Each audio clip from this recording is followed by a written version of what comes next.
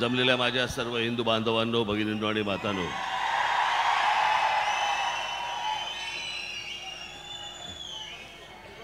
घाबरलं असेल कुठेतरी आतमध्ये पाठवून दे त्याला. जायचा मार्ग करून द्या रे, या साईडने मार्ग करून द्या त्याला. अरे असं करू नकोस, तो जाईल तिकडनं.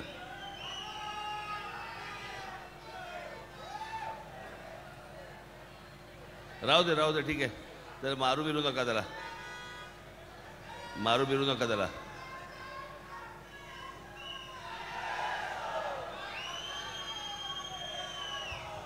आपण सर्व शांत बसलात तर मला आपल्याशी बोलता येईल, संवाद साधता येईल.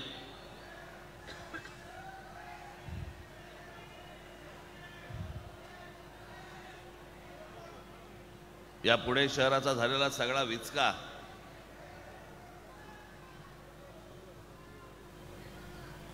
हा हडपसर मतदारसंघ 2009ला या मतदारसंघ म्हणून झाला.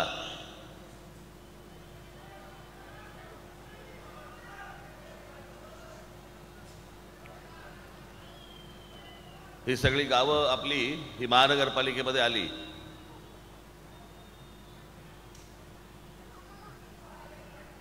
कित्येक लोक तर असे आहेत मला सांगणारे की आमची गावं होती ती बरी होती, विनाकारण इथे महानगरपालिकेत आलो.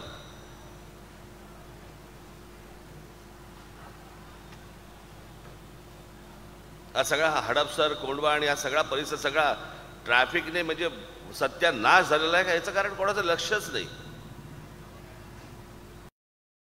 आपल्याकडची शहरं हे नुसते ब्रिजेस, फ्लायओव्हर्स होऊन मिटणारा हा प्रश्न नाही. हा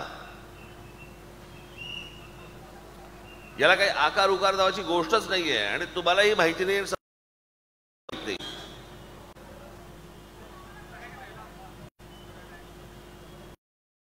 कित्येक जागा तर मी महाराष्ट्रामध्ये अशा बघतो की तिथले राहणारे लोक मरण येत नाही म्हणून जिवंत आहेत.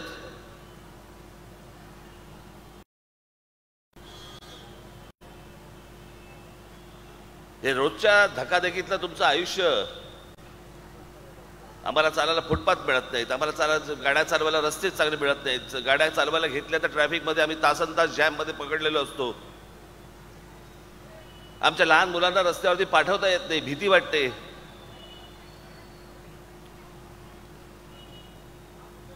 शाळेत सोडताना माझ्या माता भगिनींच्या चेहऱ्यावर एक धाकधूक असते.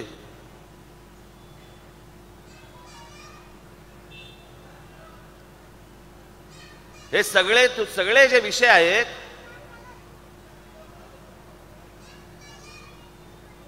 या सगळ्या विषयांकडे तुमचं दुर्लक्ष होतं.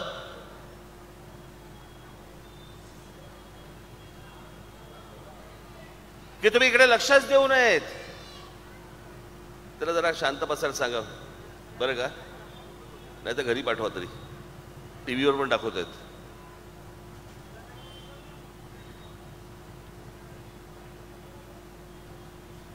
या मूळ प्रश्नांकडे तुमचं लक्ष जाऊ नये याची बरोबर सगळी योजना या सगळ्या राजकारण्यांनी करून ठेवलेली असते. आणि ते म्हणजे तुम्हाला जातीमध्ये गुंतवून ठेवायचं,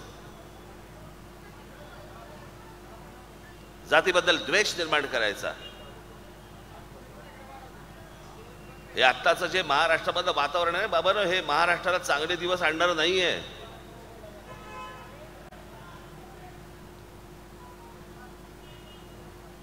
या जातीपातीच्या खेळामध्ये महाराष्ट्राचा संपूर्ण जो झालेला सत्यानाश जो आहे ना, तुम्ही सगळे डोळे उघडे ठेवून बघणं गरजेचं आहे, कान उघडे ठेवून बघणं गरजेचं आहे की हे आपल्यात काय करतायत, काय करवतायत आणि कशासाठी करवतायत.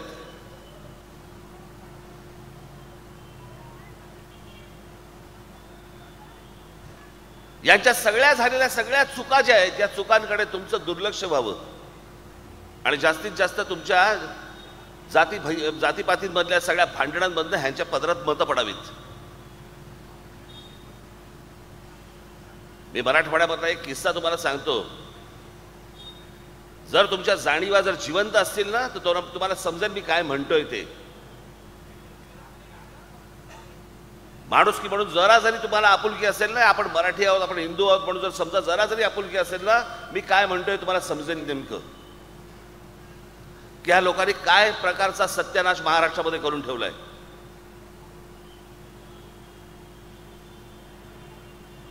मी मुद्दा म्हणून जात सांगणार नाही तुम्हाला,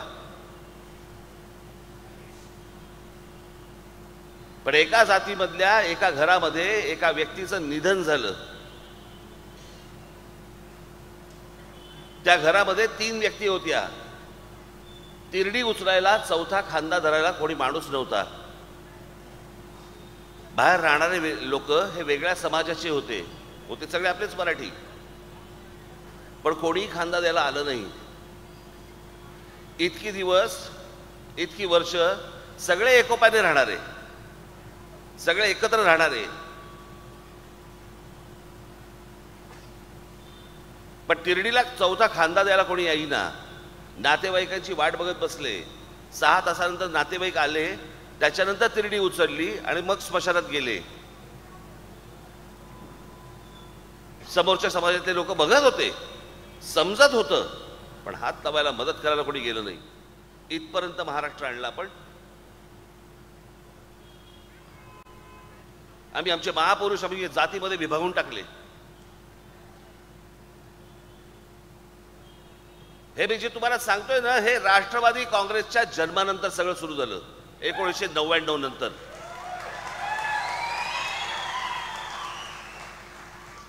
प्रत्येकाला आपली जात प्यारी असते, प्रत्येकाला वाटतं की मी या जातीचा आहे, मी या जातीचा आहे, चालतंय. पण दुसऱ्या जातीबद्दलचा द्वेष निर्माण करण्याची जी सुरुवात झाली ती 1999ला राष्ट्रवादी काँग्रेसच्या जन्मानंतर.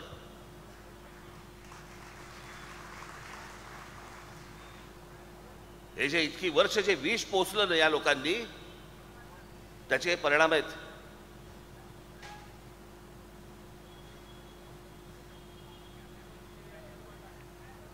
आमचे शिवछत्रपती ज्यावेळेला गेले, त्यांचं निधन झालं, त्यांची जी समाधी होती,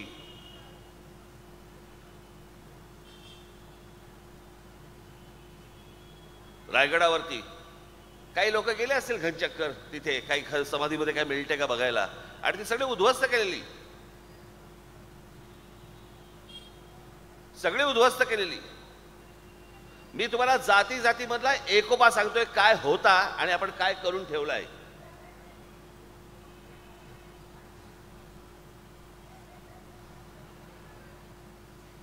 आमच्या महाराजांच्या समाधीवरती पहिल्यांदा जर कोणी गेलं असेल तर आमचे ज्योतिराव फुले गेलेत.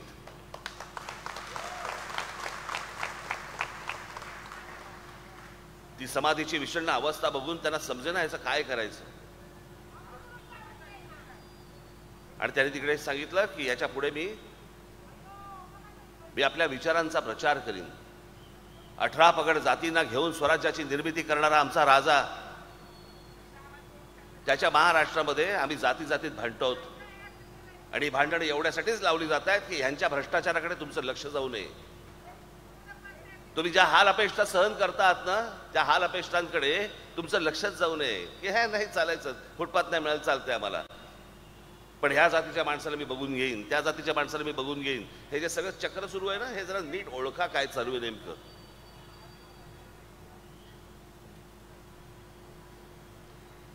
ज्योतिराव फुले गेल्यानंतर, आमचे महात्मा फुले गेल्यानंतर तिथे अजून काही वर्षानंतर कोण गेलं असेल तिथे महाराजांच्या समाधीवरती? लोकमान्य बाळ गंगाधर टिळक.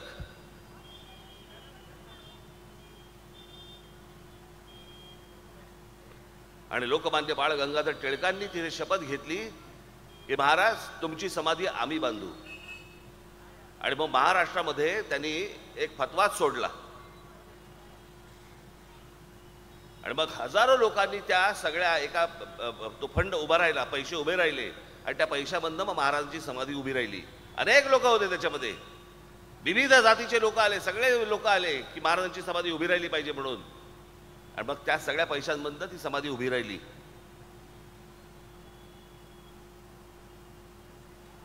आता आम्ही काय करून ठेवले? आता आम्ही शिवछत्रपती हे मराठ्यांचे, लोकमान्य टिळक हे ब्राह्मणांचे, ज्योतिराव फुले आमचे माळ्यांचे, बाबासाहेब आंबेडकर आमचे दलितांचे. हे जे सगळं आजपर्यंत कधी आमच्या डोक्यात पण नाही आले या गोष्टी. माझ्या तर येतच नाहीत, पण महाराष्ट्राच्याही कधी हे मनामध्ये आलं पण नाही, शिवलं पण नाही.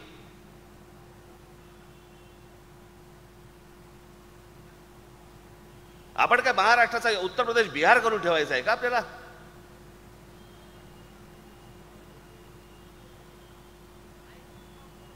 हे इथे आमच्याकडे मी त्याची म्हटलं ना, मी आपल्या पुण्याच्या सभेमध्ये म्हटलं, आमचे कुठे गेले अनिल शिदोरे कुठे आहेत? हे इथे बसलेत. हे एकदा उत्तर प्रदेशात गेले होते आणि जात असताना एका ढाब्यावरती थांबले. एक माणूस आला, त्यांनी विचारलंय ना क्या चाहिए? हे म्हणाले 2 कप 2 चाय चाहिए. ठीक आहे, तो माणूस उलटा फिरला. हे सगळं चालू असताना एक काउंटरवरचा जो मालक होता तो हे सगळ्या गोष्टी बघत होता. काउंटरवरचा माणूस उठला, ह्यांच्यापाशी आला. बाबांनो, विचार करा, ही खूप जुनी गोष्ट आहे. त्यांच्या प्रदेशांमध्ये काय काय प्रकार चालतात हे तुम्ही लक्षात घ्या. ते आपल्याला महाराष्ट्रात नकोय. तो काउंटरवरचा माणूस उठला, ह्यांच्याकडे आला आणि विचारलं, कौन सी जात से हो? मग ह्यांनी सांगितलं की मैं इस जात का हूं. अच्छा अच्छा ठीक है, इनको जरा चाय दे देना. असा करायचा महाराष्ट्र आपल्याला? ही परिस्थिती आणायची आपल्याला महाराष्ट्राची? अहो, आपल्याकडे काय पसरलं जात आहे, आतमधून काय काय गोष्टी होत आहेत, याचा कधी तुम्हाला विचार तरी केलाय का?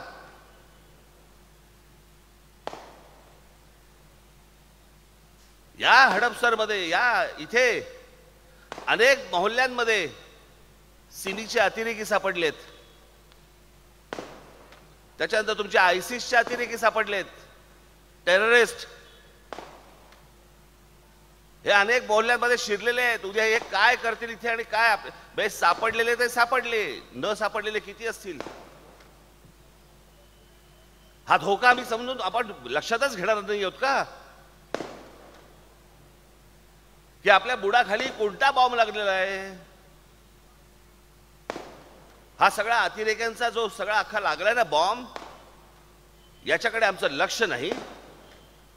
शहराचा सत्यानाश होतोय. आमच्याकडे शाळांमध्ये ऍडमिशन्स मिळत नाहीयेत, आमच्याकडे हॉस्पिटल्स मिळत नाहीयेत. हॉस्पिटल असली तर तिकडे आम्हाला खाटा मिळत नाहीयेत, आम्हाला रोजगार मिळत नाहीये, आम्हाला नोकऱ्या मिळत नाहीयेत, आम्हाला शाळांमध्ये ऍडमिशन मिळत नाहीयेत, आमच्या महिला सुरक्षित नाहीयेत, आमच्याकडे लहान लहान मुलींवरती बलात्कार होत आहेत. आम्ही कशाचा लक्ष देत नाही आहोत? आम्हाला फक्त प्रिय आहे, आम्ही जातीमध्ये लक्ष देतोय. जात,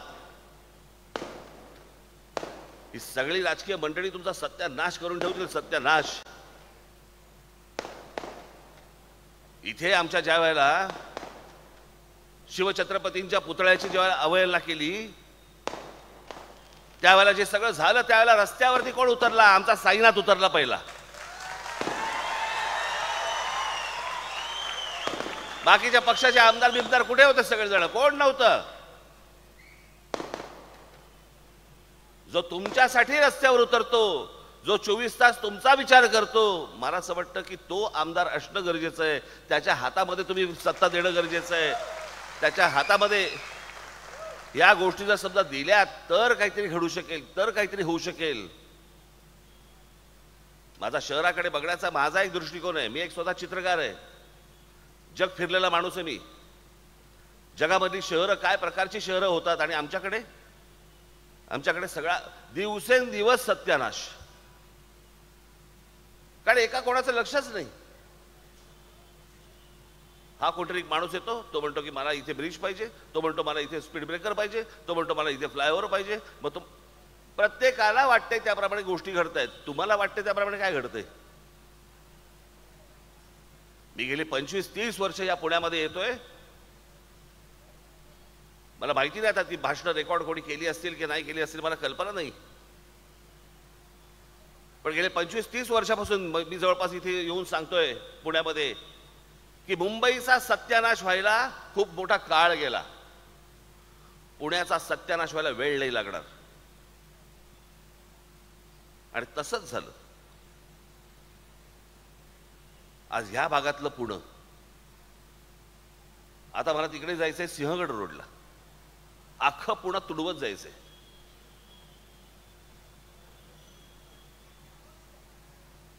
कसा ह्या ट्रॅफिक मधनं पोहोचणार आहे हे मलाच माहिती. उद्या तर माझ्या 5 सभा लावल्यात, मला माहित नाही त्या शेवटच्या सभेला मी कधी पोहोचणार आहे.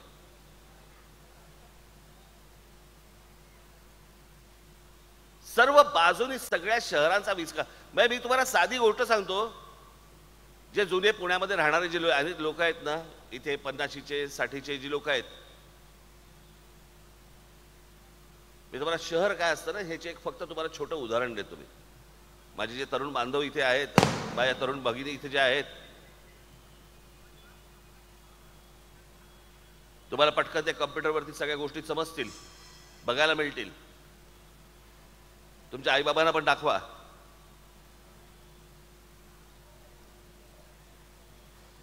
कोणत्याही तुम्ही पुण्यातल्या एका 50-60च्या माणसाला फक्त विचारा, काय रे बाबा तुला जुनं पुणं आवडतं का आत्ताचं पुणं?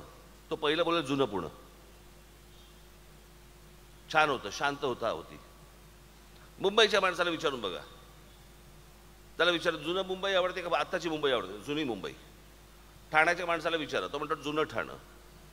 नाशिकच्या माणसाला विचारून बघा, तो म्हणतो जुनं नाशिक. नागपूरच्या माणसाला विचारून बघा, तो म्हणतो जुनं नागपूर.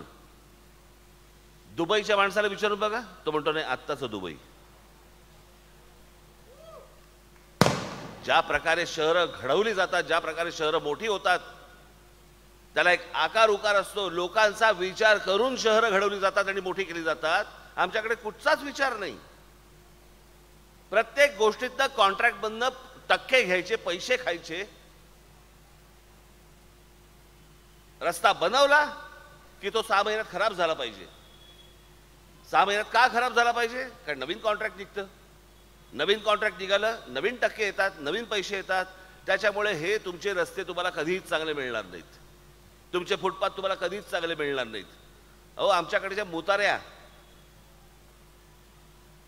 ह्या तर विचारून जाऊच नाही. आपण विचारतो ना, इथे बाथरूम कुठे आहे का? गरजच नाही. आमच्याकडे विचारलं बाथरूम कुठे आहे, वास घेत जा, मिळेल.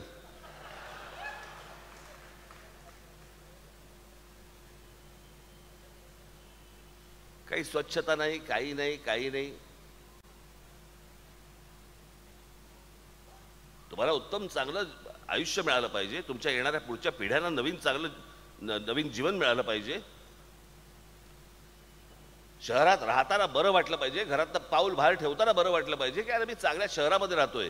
हे काय अचानक चमत्कार नाही घडणार आहे. उद्या जरी समजा तुम्ही माझ्या हातामध्ये हे राज्य दिलं तरी काय पहिल्या 5 वर्षामध्ये महाराष्ट्रात, पण तुमच्या एक गोष्ट लक्षात येईल की ज्या प्रकारचं काम माझ्या हातात सत्ता दिल्यानंतर जे होईल त्याच्यावरती तुम्हाला नक्की वाटेल की अजून पुढची 5 वर्ष याच माणसाच्या हातामध्ये सत्ता दिली पाहिजे.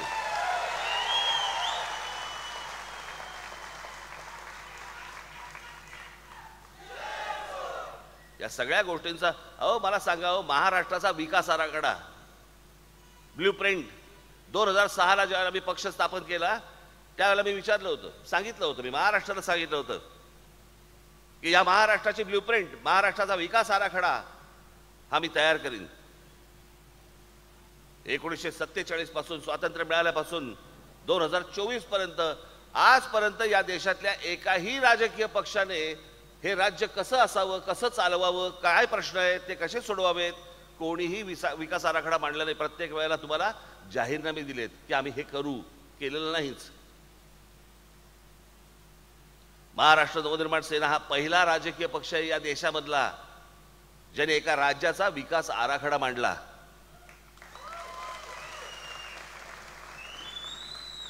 माझा या शहरांकडे आणि सगळ्या गोष्टींकडे बघण्याचा काय दृष्टिकोन आहे ना, मी तुम्हाला आत्ता सांगतो. इथून ज्याला तुम्ही घरी जाल ना, माझी आपल्याला सर्वांना विनंती आहे, YouTube वरती जा, वरती राज ठाकरे टाका, राज ठाकरे एस्थेटिक एवढं फक्त टाका. त्याच्यामध्ये एक 16 मिनिटाची एक डॉक्युमेंटरी येईल जी 2014ला केली आहे मी. ती ज्यावेळेला तुम्ही ऐकाल बघाल त्यावेळेला तुमच्या लक्षात येईल मी कशा प्रकारचा विचार करतो, मी कशा प्रकारचं राज्य बघतो. मी ज्याला राज्याचा विचार करतो मला खुर्चीचा सोच नाही हो. माझ्या गळामध्ये मग मुख्यमंत्री पदाची माळ घालावी याच्यासाठीचा करत असलेला विचार नाही येतो. मी महाराष्ट्रामध्ये जन्माला आलोय, मी शिवछत्रपतींच्या महाराष्ट्रात जन्माला आलोय. जे शिवछत्रपतींनी जो विचार दिला तो मराठेशाहीने जो रुजवला या देशामध्ये संपूर्ण हिंद प्रांतामध्ये, ते गतवैभव जे आहे ना, ते जे वैभव ते परत मला महाराष्ट्रामध्ये आणायचंय. आम्ही हरवून बसलेलो आहोत सगळ्या गोष्टी. ती ज्यावेळेला मी ब्ल्यूप्रिंट मी ज्यावेळेला बोललो 2006 ते 2024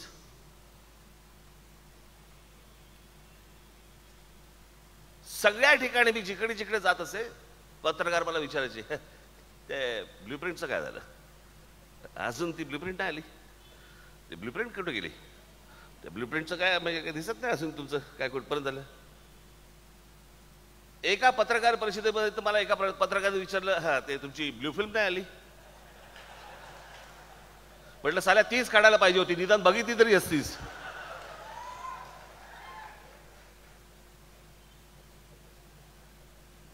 दोन 2014ला ज्या वेळेला आपण ती ब्ल्यूप्रिंट आणली, तो विकास आराखडा महाराष्ट्राचा आणला, त्या क्षणापासून आजपर्यंत एकाही पत्रकाराने मला विचारलं नाही त्या विकास आराखड्यामध्ये काय, किंवा तो विकास आराखडा मी वाचला, मला त्याबद्दल तुमच्याशी बोलायचंय.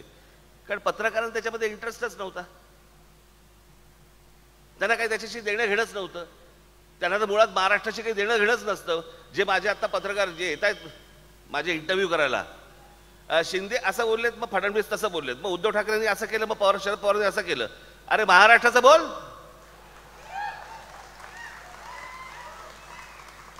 महाराष्ट्रातल्या तरुणांबद्दल विचार, त्यांच्या नोकऱ्यांबद्दल प्रश्न विचार, महाराष्ट्रामध्ये होणाऱ्या शेतकऱ्यांच्या आत्महत्याबद्दल प्रश्न विचार. कोणालाही हे प्रश्न विचारत नाहीत ही माणसं.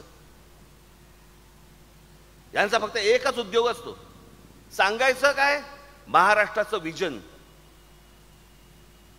आणि गेल्यावर काय विचारतायत, हे तुम्हाला असं बोलले, ते त्यांना तसं बोलले, ह्याच्यातनं हे असं करतायत, ते तसं करतायत. कोणाला काही विजनशी काही पडलेलीच नाहीये, कोणाला काय महाराष्ट्र घेणं घेणंच नाहीये. माझी महाराष्ट्रातल्या जनतेला माझं सांगणं आहे, तरुण बांधवांना, माझ्या तरुण भगिनींना मला सांगणं आहे, तुम्ही महाराष्ट्रावरती लक्ष दिलं पाहिजेत. हा राज ठाकरे काय बोलतोय हे तुम्ही नीट लक्ष देऊन ऐकलं पाहिजेत. मला तुमची सगळ्यांची साथ हवी आहे. हा आपल्या अहो महाराष्ट्र आहे, दुसरं कुठचं लेचपेचं राज्य नाहीये हे.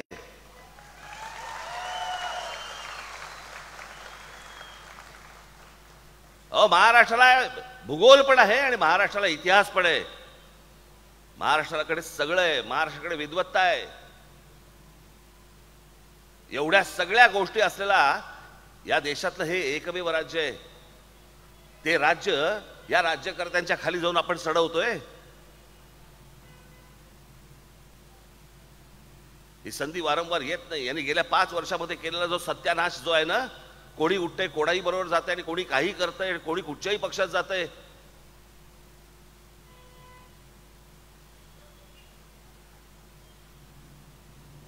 काल माझे एक मित्र फार छान बोलले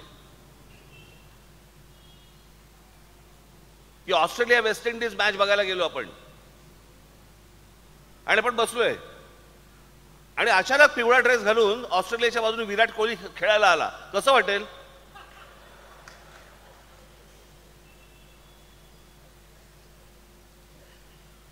किंवा भारत वर्सेस आपण समजा काहीतरी इंग्लंड मॅच चालू आहे, आपण बघायला गेलो आणि भारताकडनं अचानक आपल्याकडे बॉलिंगला ब्रेटली आला, कसं वाटेल? या संपूर्ण महाराष्ट्रामध्ये सगळ्या राजकीय पक्षांची IPL करून ठेवली आहे. कोण कुठच्या पक्षातनं काय खेळतंय काहीच कळत नाही.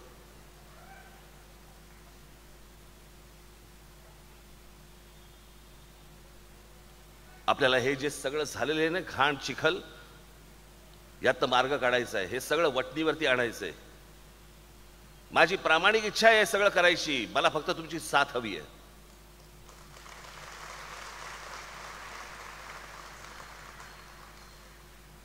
मी आज इथे हडपसरला आलोय. हडपसर मधल्या माझ्या माता भगिनींना, बांधवांना, भगिनींना माझी विनंती आहे, हात जोडून विनंती आहे. संधी वारंवार येत नसते.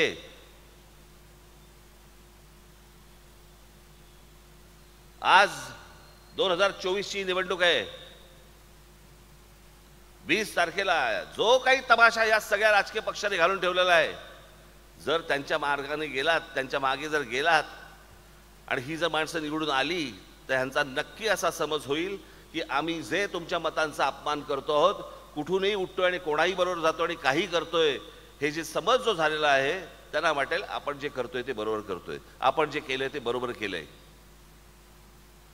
तुम्ही उन्हातानामध्ये उभं राहायचं, यांच्यासाठी मतदान करायचं आणि मतदान केल्यानंतर कोणी उठतंय आणि कुठच्याही दुसऱ्या राजकीय पक्षावर जातोय. अहो, तो राजकीय पक्ष नको होता म्हणून गधड्या तुला मतदान केलं, तर तूच उठून त्यांच्याबरोबर गेलास.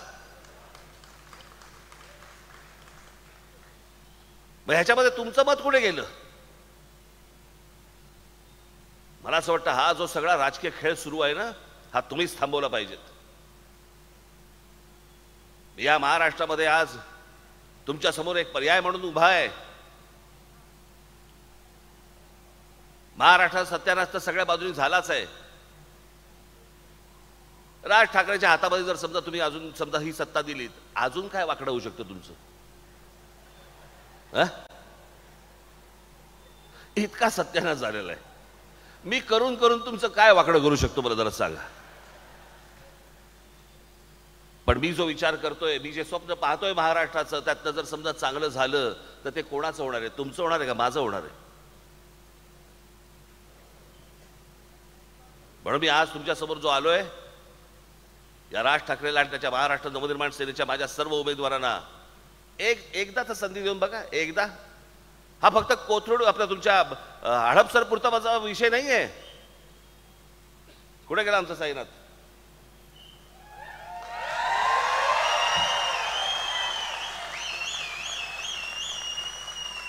माझा साईनाथ तर आहेच, पण महाराष्ट्रामध्ये जिथे जिथे म्हणून महाराष्ट्र नवनिर्माण सेनेचे जिथे जिथे उमेदवार उभे असतील, मला सगळ्या मतदारसंघामध्ये जाणं शक्यच नाही. मला पोहोचू पण शकत नाही. हो,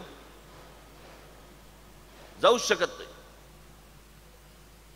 15 दिवसाची वेळ मिळाली या प्रचाराला, इथपर्यंत जायचं कसं?